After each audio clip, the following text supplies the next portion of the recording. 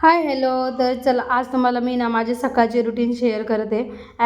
तर इकडे ना मी सकाळी ना यांनी रात्री सांगितलं होतं की मला बटाट्याच्या भाजीसोबत पुडी बनवून दे खाण्यासाठी. तर तेच आज पुडी तुमच्यासोबत थोडीशी टिप्स देऊन काहीतरी शेअर करते.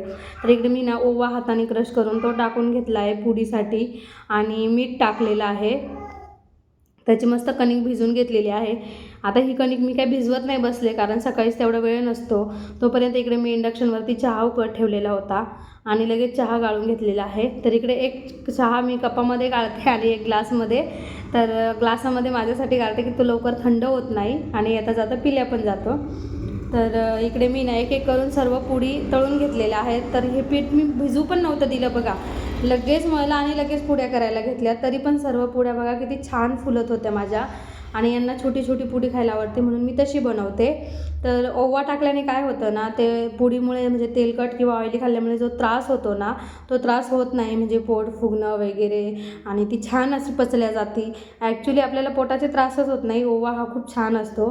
म्हणून मी त्यामध्ये ओवा घालून पुडी तळून घेतलेली आहे.